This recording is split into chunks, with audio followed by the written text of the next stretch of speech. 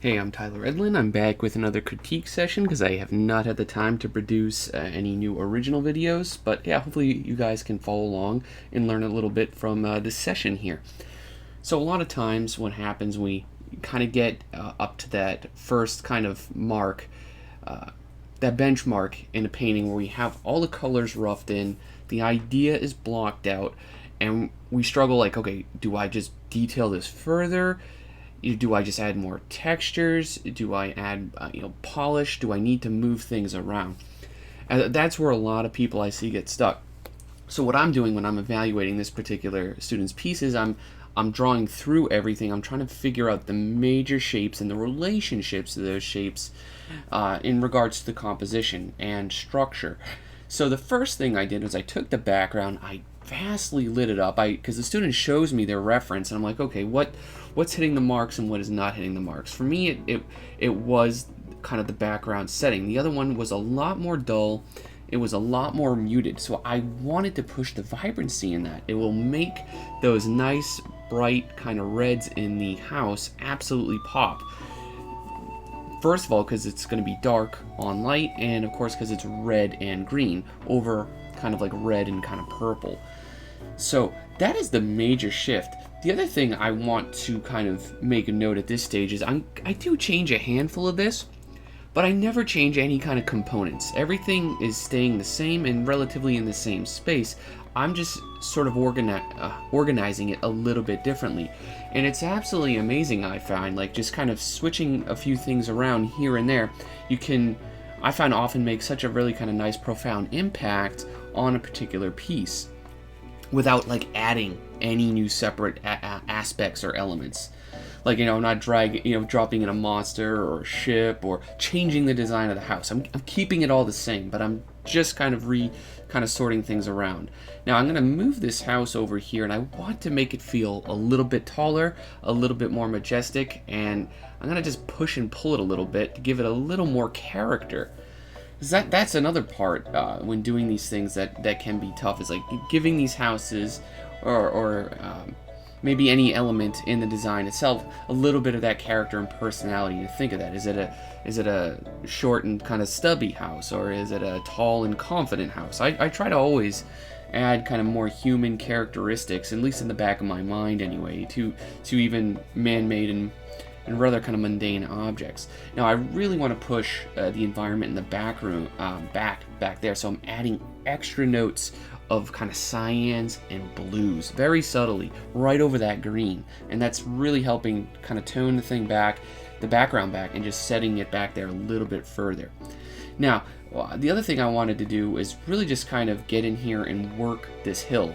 So in a very, I'd say, simple way, even though some people may see it a little complex, is I start with a base green, like a flat green. I got a little bit darker and cooler to show the shadow sides of where some of these grass tufts or these micro hills may be, and I'm going a little bit warmer, a little bit brighter, where that sun, the direct light, may be hitting those. So just doing that from the base screen really just makes it feel three-dimensional really quickly.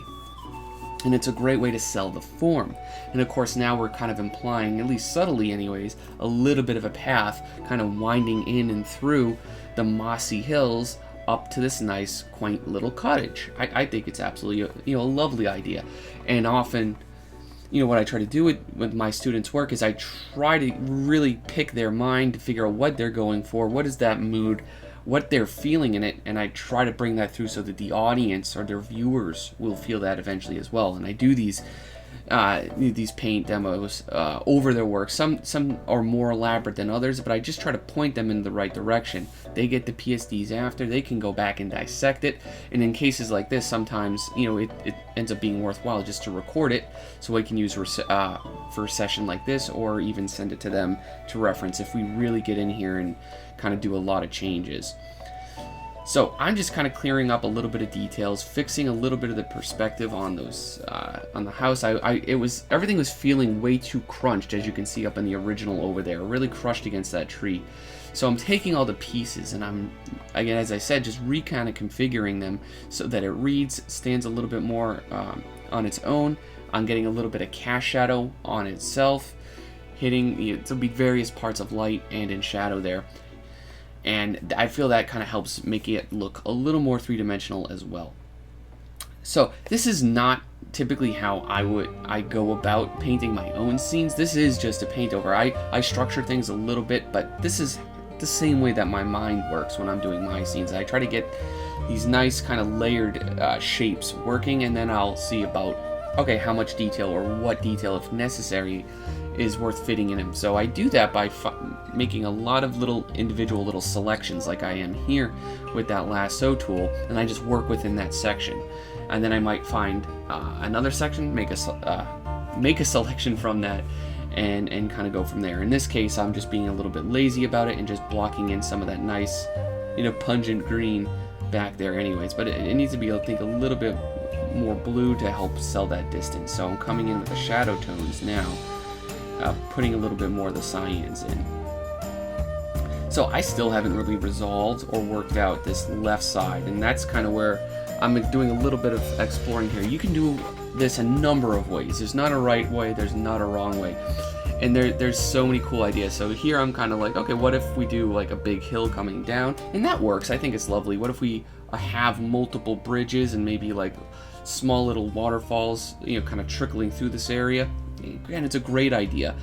And I think, even push forward, the piece could work really fine like that. But I go, in this case, a little bit more bold with things. And I'm like, okay, what if we just, amputate this whole side of the image, set the whole thing back, and keep that focus first and foremost on the house. So I'm just sketching, as you can see here, right through the existing pixels on the screen. And I'm going to just, in a very big selection, in a very bold mood, I'm just like, let's just get rid of this.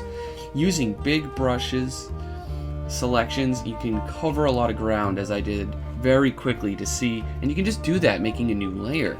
I find it to see if if this version, does it work better? Does it kind of keep true to your idea? And how is it helping the readability? And that's why I said I'm at the beginning here.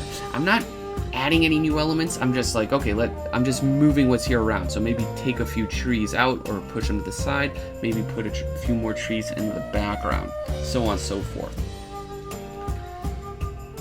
So see, I like having a little bit of a hill on this side in the foreground. I'm also trying to break up the symmetry of those shapes on the side. So having like the water kind of get cropped in on the left, and then kind of having it go out on the right there, with maybe a subtle little pond in the background where those other waterfalls are running. I think that'd be a great little element for this particular piece. And yeah, as I usually say, if you can get an image working really good, fairly small, I have this zoomed in for the video purpose, but we kept this pretty zoomed out the entire time.